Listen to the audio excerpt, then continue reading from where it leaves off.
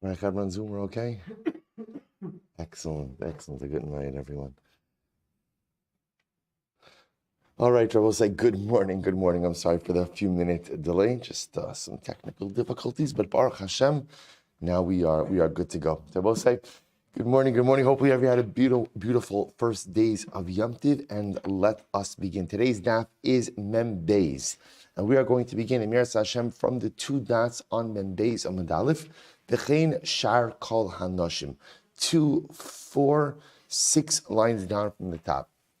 V'chein shar kol hanoshim. Remember again, yesterday's daf, we were introduced in the Mishnah to the idea that any woman coming off of a relationship, be it through being widowed or being divorced, halacha l'maisa has an obligation to go ahead and wait 3 months before going ahead and entering into a new relationship.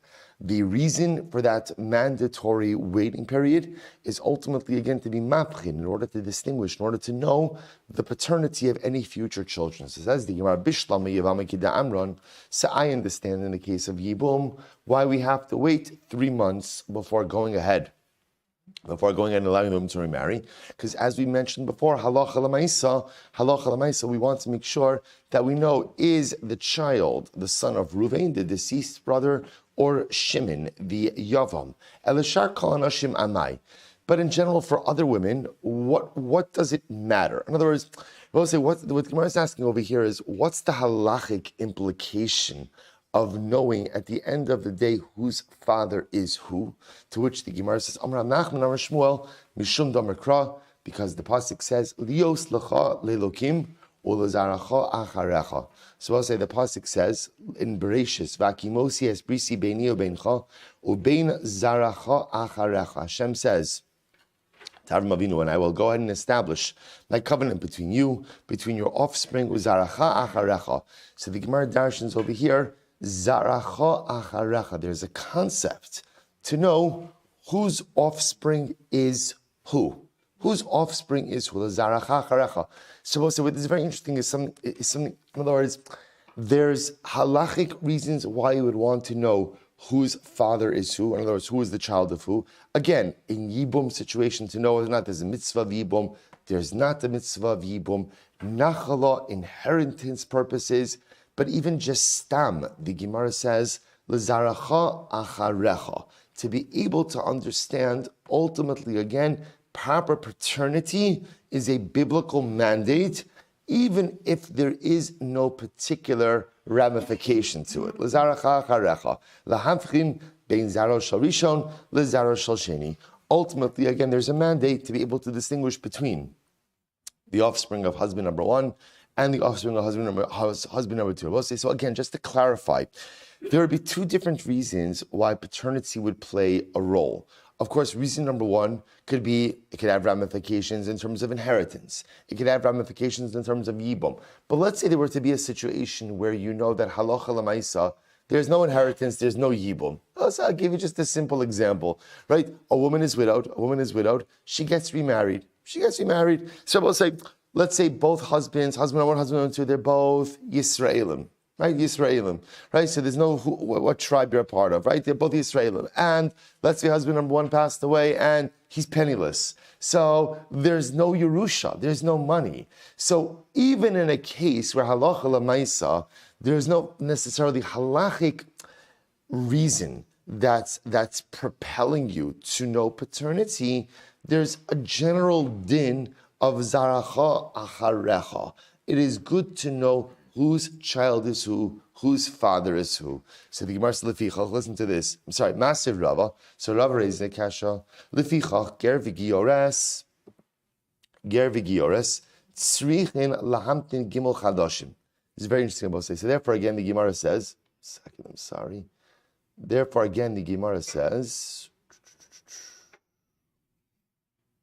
good. Therefore, interestingly enough, a ger and a giores. Now, here's the interesting. If you look at Rashi, it's almost right across in Rashi, about 8 lines up. Gershin is gayer v'ishto imo. Listen to this. Let's say a couple converts. Together, right? A ger and a giores, they're met. So again, you have a non-Jewish man, a non-Jewish woman who are married. they decide as a couple to convert. So the Rashi says over here, Tzrichen lahamtin gimel chadashim lifrosh zemizeh. So listen to this. The Gemara says, Rava suggests that a ger and a geras, when they convert together, they have to separate from one another maritally for 3 months. Now, when we say separate, is they can't have relations for 3 months after they convert. Why? Rashi says. So the Gemara says, so listen to this. Suppose there's a couple converts. After they convert, they have to abstain from marital relations for 3 months. Now, again, why do they have to abstain from marital relations for 3 months? Pipashtos sounds like a havchana type thing, right? To know if she's pregnant. To which the Gemara says, I don't understand. Hacha, ma'ila havchin ika. They always say, why do they have to separate? Right? The one thing that's not in doubt in this situation is what? Right? Paternity. Remember again, it's the same couple. It's the same couple. So why would there be a mandated separation period? Listen to this. Hachanami, ika lahavchin bein zera shenizra b'kedusha, l'zera shelo nizra b'kedusha. There is a distinction, right? What's the distinction? To know, was this a child conceived, right, in Bikdusha, in the holiness of Yiddishkeit, or not? What we want to know over here was this child conceived by Gentile parents, or was this child conceived by Jewish parents? Now, I'll say this is a whole discussion also, because technically speaking, if a woman goes ahead, let's say a non-Jewish woman becomes pregnant, and over the course of the pregnancy, she converts. So she gives birth once she's already Jewish. So it's an interesting discussion in general about how we view a fetus in utero. But bepashtos, right, even though that child was conceived, right, when the mother was a Gentile, as long as it's born once the mother is Jewish, that child is Jewish. Again, but yet Rava seems to feel over here that there's a concept of knowing when was the child conceived. When the mother was a Gentile, mother was one. Okay, so point over here is Rava was bringing this up as a contradiction. It turns out it's not a contradiction. Rava Amar Gzeira. Now, we'll say, here's what's interesting. Now, what's the general issue? The general issue also of waiting. So remember again, how were we introduced to this? We were introduced to this concept of waiting alt yibum, right? That halacha lemaisa, halacha ayivama lo tachlos lo tisyabim ad sheish lo shosha chadashim. In general, what we go ahead is Reuven passes away, leaves behind the widow Rachel. There's Shimon. Shimon's willing to fulfill his biblical obligation, be it in the form of yibum or chalitza to his sister-in-law. What he tells Shimon is what? Wait 3 months. Wait 3 months. We wait 3 months before we do anything because we want to see, is the Yevama pregnant or not? That's how this whole discussion began. Once he spoke about Yevama, so now I say, you know what? Any woman coming off a relationship, make her wait 3 months before we go ahead and do anything. This way we know if she's pregnant. And again, as my son Mordechai said yesterday in the shir, it's a low plug. Low plug, ultimately, again, we don't make a distinction, right? We don't go ahead and say this one has to wait, this one doesn't have to wait. Blanket rule across the board. Now we'll say, so Rabbi says, why? What are we concerned about? In other words, by Yibum, I understand. What am I concerned about by Yibum? What am I concerned about?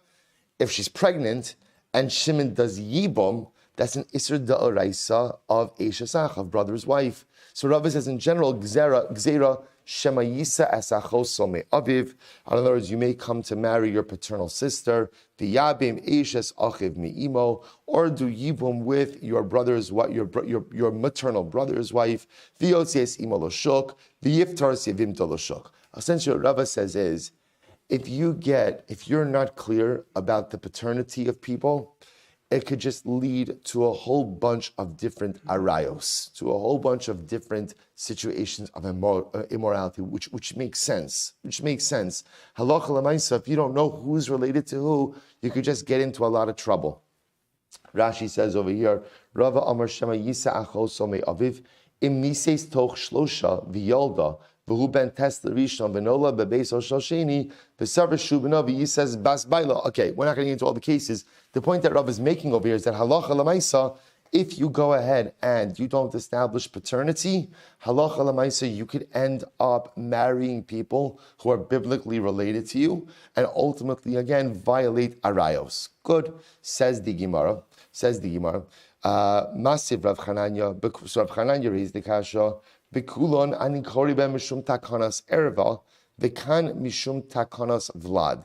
See, Rabbi say, here's what's interesting. So Rav Chinina said, I always thought the reason for all of these things was ultimately to avoid erva. Take a look at Rashi. V'kulan ani kore bahen. It's right across from Tosfos stam. Tosfos v'kulan ani kore bahen. Kol nashim sha'asru chachamim li'nasi wa l'siyabim kore ani bahem takanas erva kedei shelo yava'u lidei erva. I always thought, said the Gemara, said Rav Chinina, that the reason we create a mandated 3-month waiting period is that a man doesn't come to engage in relations with a woman who's an erva to him. But here it sounds like the mandated waiting period is not there for the woman, but rather it's there to service the offspring. The kam mishum takanas vlad, v'misa kulu mishum takanas erva. And the truth is, again, all of these situations could be for the purpose of avoidance of erva. Hay mishum takanas vlad v'lo lifka b'hu erva. To which the Gemara essentially says it's one and the same, right? Ultimately, again, we mandate this 3-month waiting period in order to know the absolute lineage and paternity of the child. So there's a takanas vlad. We do this for the benefit of the kid, but ultimately, in order to what? To avoid violating any type of erva situations. Good. So therefore, I will say we've established is therefore halacha l'maisa. Whenever a woman is coming off of a relationship, there is a mandated 3-month waiting period in order to know is she pregnant from the first relationship. And what we've also established, we'll get into more cases, it's a low plug. It's across the board. I will say, I'll show you something interesting, by the way. If you notice, right, so the Gemara quoted the pasuk of the case of ger v'giores, right? Husband and wife, Gentile husband and wife, who convert together. There's this concept of a mandated 3-month waiting period. They have to abstain from relations to know, did she conceive as a non-Jew, as a Jew? If you look at Tosas, I'll just show you something very interesting. It caught my attention last night. Tosas points out a very ger v'giores, mikan mashma, de ger mutter b'giores. I will say, this is actually fascinating. Tosas quotes an opinion. He's not citing where this is from, but he quotes an opinion over here that says, there's an opinion that says that a Gentile couple, right, meaning a man and woman who were married to each other when they were non-Jewish and convert together, there's an opinion that says they should not remain married. They should not remain married. What are we concerned about? It's fascinating. Tosas says we're concerned about yachzir l'suram. Will they go back to their Gentile ways? In other words, since they were a couple when they were Gentiles, now it's very nice they converted together, but we're concerned that what's going to happen? They're going to remember. Don't you remember when? Right, as soon as they get that first, yeshiva tuition bill, right? Don't you? Or see the price of shmur matzah. All right, that's going to be it. We're going back. So Tosas says, you see from here that we don't paskin that way. And even though they were married when they were Gentiles, once they convert, we allow them to stay together. So just thought it's fascinating. So apparently this opinion does exist. Tosas says, but we don't paskin that way because clearly, again, the Gemara sets up a case where Allah said they're remaining married even after their conversion. Good. Says the Gemara. So let's talk a little bit more about this 3-month waiting period. So Bishlama Tamtin Beis Chadashim Vitinasilo. So we'll say now we're going to focus on over here something very interesting. Why 3 months? Why do we have to wait 3 months? Sorry. All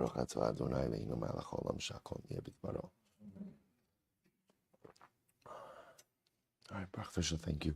Ari, thank you. Says the Gemara, I understand why waiting 2 months is not enough. The Hainu Sveika, because we'll say if you wait 2 months, that's exactly the problem. We won't know what. Ibar Tisha Lakama, Ibar Shiva Labasura. I won't know, is this a 9-month baby for husband number 1 or a 7-month baby for husband number 2? Ela tamtin chodesh echad v'tinase. Why not just wait a month? Wait a month, let her get remarried. Okay, let's play this out. I l'shiva yalda, if she gives birth 7 months later, right, then hai bar shiva l'basra. Then this is a 7th-month baby to husband number 2. V'i l'timnia yalda, and if she gives birth at quote-unquote 8 months, meaning 8 months after her first marriage, hai bar tisha l'kamo. Ultimately, this is a 9-month-old baby for husband number 1. I will say, just to point out over here, in the eyes of Chazal, viable babies were born either month number 9-month babies or 7th-month babies. 8th-month babies were considered to be non-viable. Again, this could just have to do with certain societal factors. It could be in the Shtanu Hateva, but that's the Gemara's operating. So just wait a month. If the baby is born ultimately, again, 7 months after the first marriage, then Allah Chalamaisa again a 7-month baby. If not, 9-month baby. To which the Gemara says, Inami, or otherwise, Ina Tamnia Yalda. I'm sorry, I just lost the place. Elatamtin Chodesh, right? Elatamtin Chodesh Echa, V'tinase. Let her wait a month. Ish Shivil Yalda, if she gives birth at 7 months, Hai Bar Shivil Basra at 7 months to a second husband. V'latimnia Yalda, if she gives birth 8 months later, Hai Bar Tisha Lakama. It's a 9-month baby ultimately for husband number 1. Inami. Furthermore, the other possibility is Latamnia Yalda, Ika Lameimar de Basrahu, Dilma Ishtahuye Ishtahi Chodesh Echad, V'aber. Here's the problem, the Gemara says, even if she gives birth at 8 months, let's say that it's from the second husband, they just waited a month before going ahead and consummating their relationship. Okay, so the point over here is waiting a month doesn't go ahead and solve the problem. To which the Gemara says, wait 2.5 months. Or wait 2.5 months. Why 3 months? After all, again, if she gives birth after 7 months, Hai Bar Shivla Basra, it's a 7th-month baby for husband number 2. V'ilashisa upalga yalda, and if it's a 6.5-month baby, then ultimately, again, Hai Bar Tisha Lakamahu. Ultimately, it's a 9-month-old baby from husband number 1. To which the Gemara says, Hai Bar Tisha Lakamahu, Di'i Bar Basra, because if it would be from the second husband, so the Gemara says, Bar Shisa upalga lochaye. It would have been a 6.5-month-old baby, meaning after 6.5 months of pregnancy, and a baby born at 6.5 months does not survive. Inami, so all you have to wait is 2.5 months. You don't have to wait 3. Inami, the shisu palguyalda. Here's the problem, because if she gives birth at 6.5 months, ikala meimar debasrahu. I could still say that maybe it's a baby from the second husband. Damar zutra.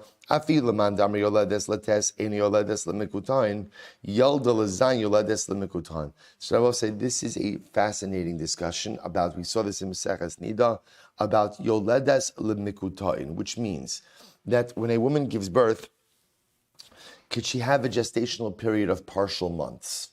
So this is a machlokes. It's machlokes. So the Gemara says, there's an opinion that says yoledes letes, eina yoledes lemikutain. When a woman carries a baby for a full 9 months, she carries a baby for a full 9 months. Right? A 9-month pregnancy is a full 9-month pregnancy. But yet, interestingly enough, sometimes a woman who only carries for 7 months, it's not even a complete 7 months. It's a partial month, meaning what? Shene'emar. Listen to this, we'll say, where do we see that a 7-month baby could be healthy and viable, even if not for a full 7 months? That's what it means. Eino yoledes lemikutain. Keta means a section. To which the Gemara said, listen to this. Where do we see this from? Shenemar va'ila tekufas hayamim. So I will say this is the pasuk by Shmuel, right? When Hannah gave birth. So the pasuk says, va'ila tekufas hayamim vatar Hannah vateled bein vatikra eshemo Shmuel. So when was Shmuel born? So the pasuk says like this. It was Litekufos hayamim. And I both say tekufos. What's a tekufa? A season. Each season is 3 months. So tekufos, right? 2 seasons would be 6. Well, let's see the Gemara. So the Gemara says miu tekufos base. The minimum number of seasons is 2. That'd be 6 months, right? Umiut yamim base. And ultimately, again, and the minimum number of days is 2. Therefore, again, Abba say, what do you see from here? When did Hannah give birth? Hannah gave birth after 2 seasons and 2 days. 6 months and 2 days. So Abba say, is what is interesting, just from the perspective of the Gemara, is that a baby born at 6 months and 2 days is considered to be a 7-month baby, which is viable. That's what it means. Yoledes l'shiva, yoledes l'mikutain. That if a woman gives birth at 7 months, she could even give birth in partial increments, and it's considered to be a viable baby. Okay, so the point, therefore the point over here is that a 2.5 month waiting period ultimately will not suffice. Doesn't give you the clarity. I suppose say now the Gemara says the truth is v'tamtin mashu v'tinase. Why don't you just go ahead and wait? Rashi says mashu is shavua o shvuayim. Just wait a week or two. Just wait a week or two. Let her get remarried. V'chi malu shlosha chadashan lebadka. And ultimately, after the passage of 3 months, let's examine her. Others are both saying, just let her go to the doctor, right? Let the doctor go ahead and see if there are any physiological changes indicative of a pregnancy after 3 months. Others are both saying, remember, the only situation where halacha l'maisa, we can't let her get married if she's pregnant is when? Yibum. Right? In all of the other cases, we're okay if she gets remarried. We just need to know who the child belongs to, who's the father. So I understand the Yibum case, I have to wait. But by all of the other cases, wait a week or two, let her get remarried, and at the end of 3 months, let her go for a doctor's visit, right? And let the doctor determine if she's pregnant or not. To which the Gemara says, Rav Safra, in both kinis hanasuos. You can't do that to a woman once she's already married. Shelo yiskanu al ba'alehen. I will say, think about what this does to a shalom bayis, right? This woman goes ahead and finishes her first relationship. Either she's divorced or she's widowed. She gets remarried, right? She puts on the calendar 3-month doctor visit to see if I'm pregnant from my first husband, right? I'll be back in an hour, right? It's like, let's say it doesn't bode well. It doesn't bode well for the second marriage. The Gemara says, literally, again, the literal translation is, she'll become repulsive upon her husband. In other words, if the second husband is going through the first 3 months of marriage, wondering, is my wife pregnant from another man, that's all that undermines the fabric of the marriage. To which the said, this is incredible. So there's another non-evasive way to go ahead and see if she's pregnant. Check the way she walks. Now, I both say, this is not what you're thinking. See, when I saw this, you think to yourself, okay, maybe like you look for a pregnant woman bottle, right? Maybe that's, no, because first of all, again, that only potentially develops later on in the pregnancy. Look what Rashi says. This is fascinating. Behi lucha. I will say, I'm in the wide lines of Rashi, 4 lines in. Molichin osa ba'afar tichuach. This is fascinating. So what you do is, if you want to see if a woman is pregnant, so have her walk in, afar tichuach is loose dirt. Imu uberesi psiusa nikaros uma'amikos yoser misha'ar noshim shavlad machbida. This is great. I'll say, apparently, a pregnant woman is heavier, so to speak, right? I mean, so to speak. She's carrying a life inside of her. So when she steps on loose earth, the depression is deeper. So I'll just point out something amazing, how there are so many things you could observe if you're attentive, right? So Chazal said, there's a very easy way to see if she's pregnant or not. You ask her, why don't you just walk over here for just a moment? So apparently when a woman is not pregnant, the depression is X. When a woman is pregnant, the depression is X plus Y. So it's a very non-evasive way to see if she's pregnant or not. To which the Gemara says, it's not going to work, and I'll tell you why. So the Gemara says, Amarami Barchama Isha Mechapa Atzma Kadesh Yirish Bina Binichse Baila. Ultimately, again, I will say, because this is the kind of situation where if a woman is aware of what it is that's happening, there's a way that she could control the depressions of her footsteps a little bit. Because I will say, sometimes a woman does not want husband number 2, ultimately, again, to know that Allah Chalamai says she's pregnant, even if she knows, because she may want husband number 2 to believe that this is his child, because she wants that child to inherit husband number 2. In other words, she's looking out for her child. So again, what the Gemara is essentially saying is, the footstep test doesn't always work, because Lamaisa, if you're aware of it and you'd like to go ahead and cheat the system, the ability to do so exists. So I'll say, so therefore again, the Gemara says pretty much, although we try to go through all of the options about not waiting a full 3 months, you have to wait 3 months. To which the Gemara says, but 1 second. They will say, what about the following case? Let's say, again, leaving aside Yibum, because remember, if she's pregnant, there's no Yibum. We'll say a very simple case. Reuven is married to Rachel. Reuven dies. Rachel knows she's pregnant. Let's let her marry Shimon without waiting, right? Or we'll say without waiting, right? Why? Why without waiting? Right? We know she's pregnant. We know it's Reuven's kid.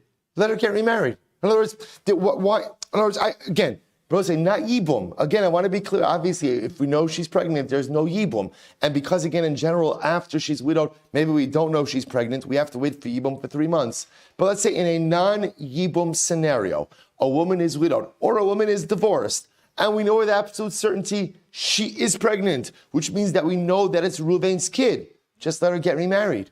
The ambiguity is not there. Let her get remarried. And Shimon says, I'm fine with it. Good. So we'll say, why not let her get remarried? So Gemara says, listen to this. Alama Tanya, lo yisa adam lo beres chayra menekes chavero. Ve'im nasi, yotzi v'lo yachzir olamis. But I will say, we learned that Allah Chalamai said that what? A man cannot marry a woman who is pregnant with another man's child, nor can he marry a woman who is nursing another man's child. We had this. And again, if he does marry her, what's the halacha? He has to divorce her. And he's never permitted to remarry her. So again, we saw Homachlokis there.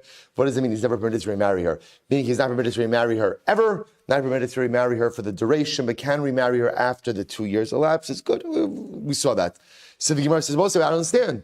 Halacha l'maisa, in this case, we know that Rachel is pregnant with Reuven's kid. We know it.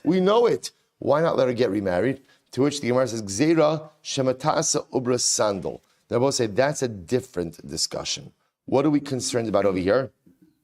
We're concerned about, in this case, we're saying that halacha l'maisa, if Rachel remarries while pregnant with Reuven's kid, so let's say she becomes pregnant again.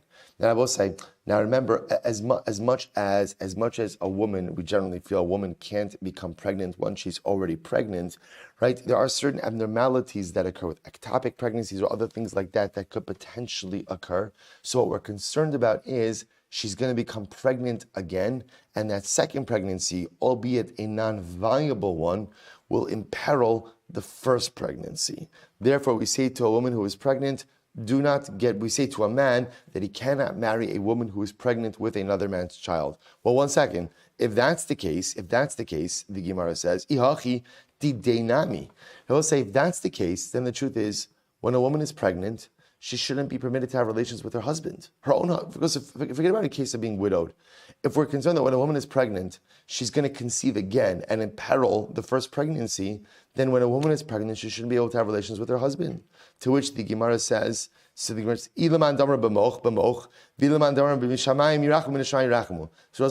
number one is that when a woman is pregnant, we allow her to use certain forms of birth control in order that she doesn't potentially conceive again. Or the second approach is Min hashamayim yirachamu. What's Min hashamayim yirachamu?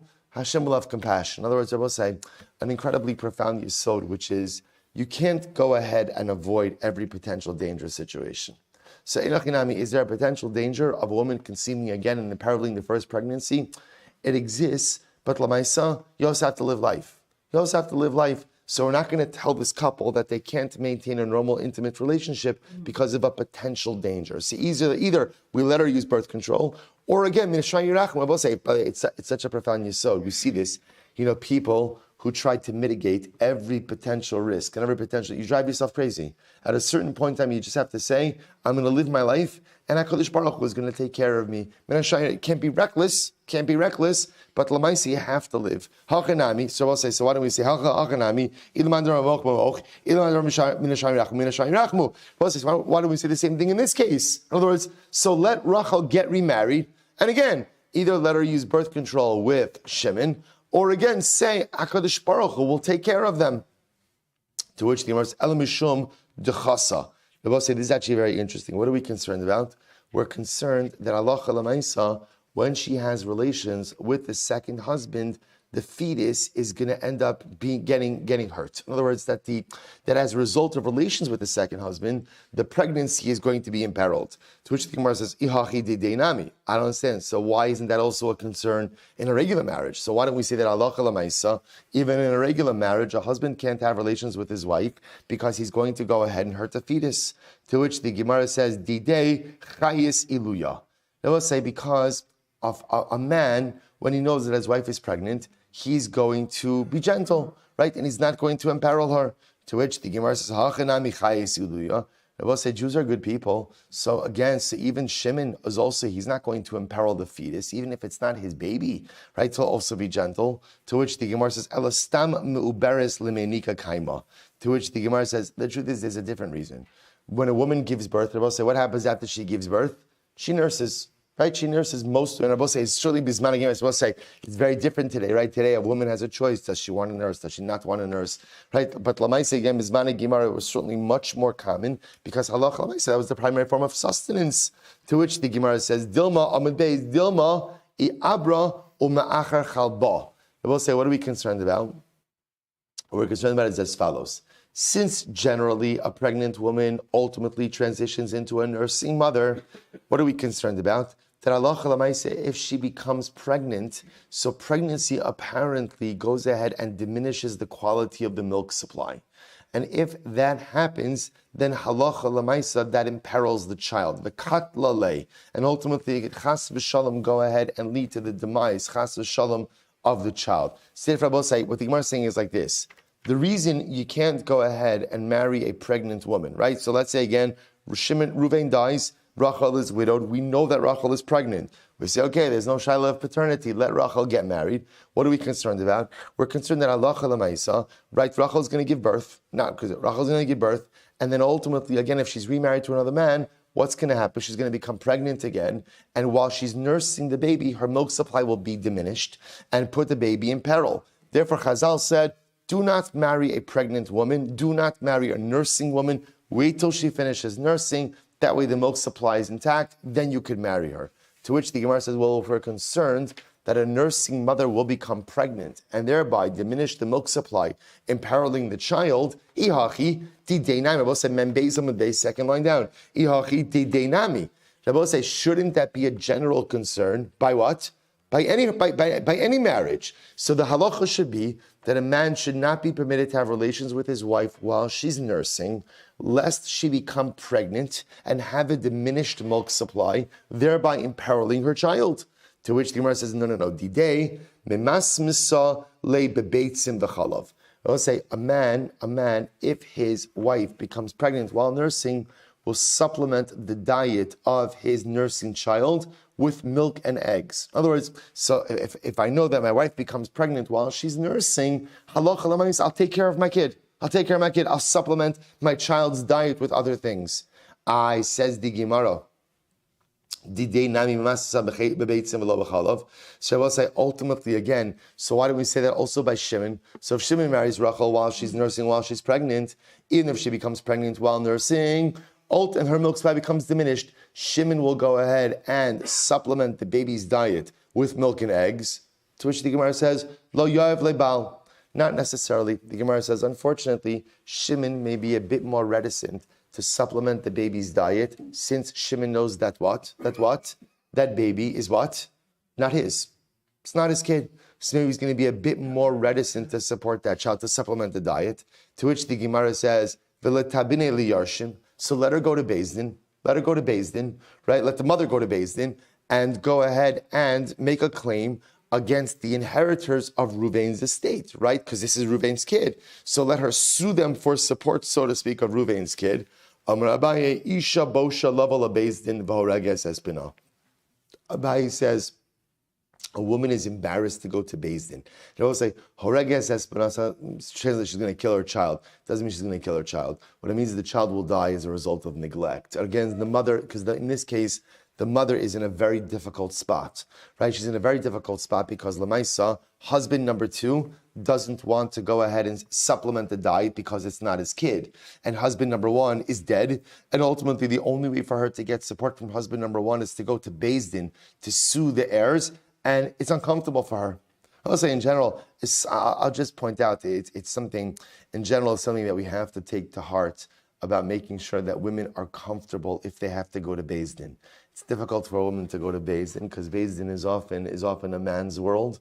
So it's, again, it's amazing, certain systemic issues that still apply. It's hard. It's hard for a woman to show up in a Beis Din. So Lamaisa again, and the concern if a woman is not made to feel comfortable in a Beis Din, ultimately the stakes could be exceptionally high. So Rabbi will say, what comes out over here? Halacha is fasting. Halacha Lamaisa, a woman doesn't get remarried for 3 months after being widowed, divorced, yibum.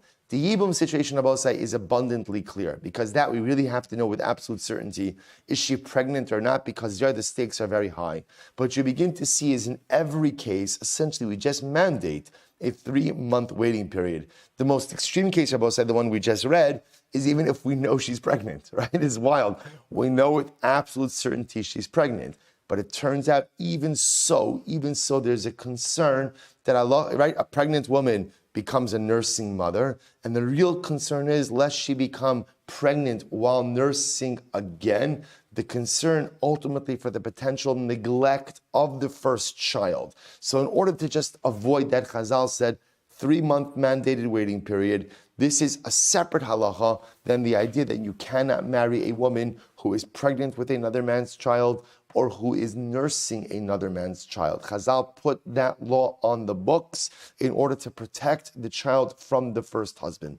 Incredible. Good. Achas bu'ulos achas besulos achas bu'ulos. Remember again, the Mishnah said, the halacha of the mandated waiting period waits for besulos, right? The woman who is a virgin or a woman who is not a virgin, to which the Gemara says, Heinu besulos veheinu arusos, Hey ninhu bu'ulos vehe ninhu nisuos. So the Gemara quoted 2 categories. Besulos arusos, bu'ulos nisuos. Rabbi Yehuda, what means to say, achas besulos va'achas bu'ulos, whether a woman is a besula or a woman is a bu'ula, shenis armulu o shenis garshu, whether they were widowed or whether they were divorced, bein mina erusin, bein mina nisuin, whether from erusin or whether from nisuin. So the first opinion the Mishnah said, it doesn't really make a difference what the status of the woman is or what stage of marriage she is coming off of.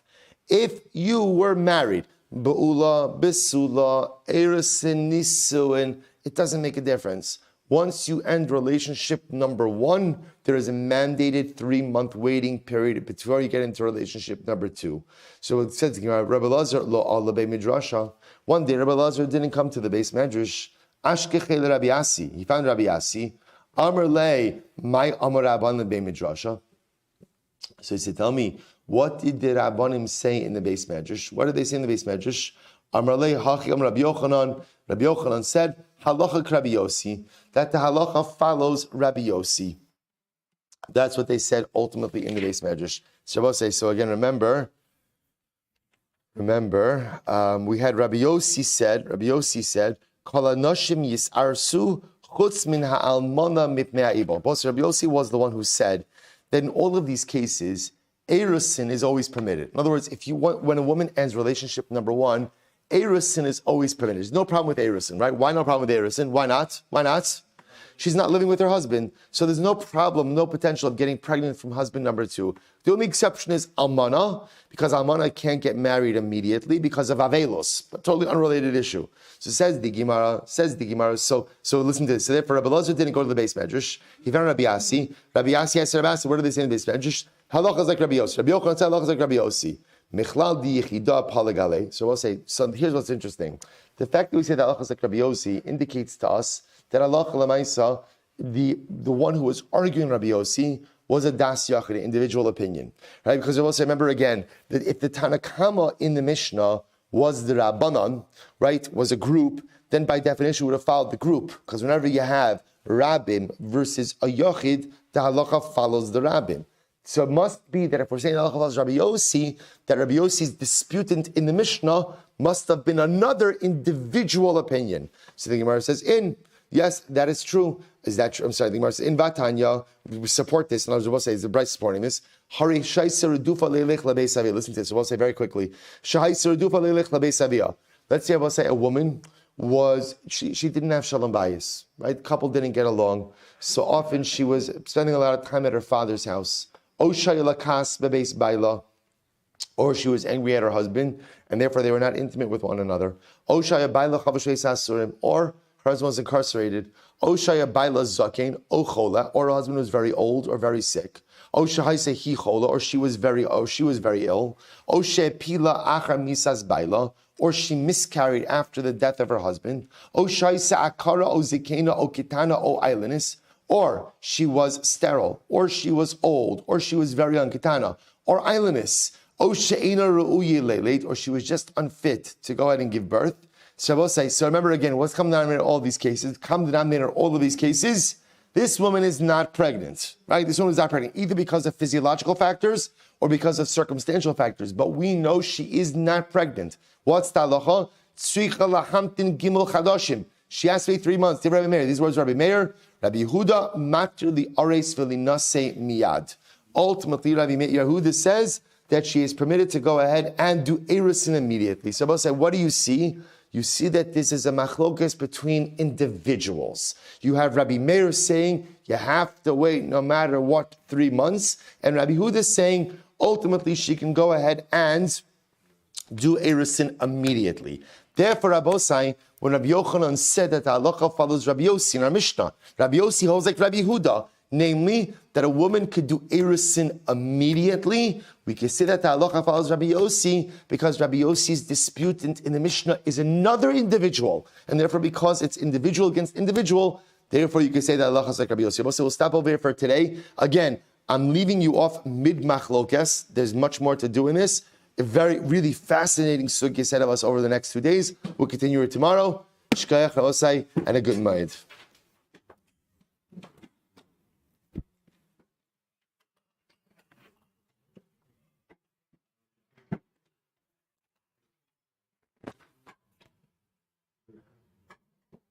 All right, everyone, have a wonderful day.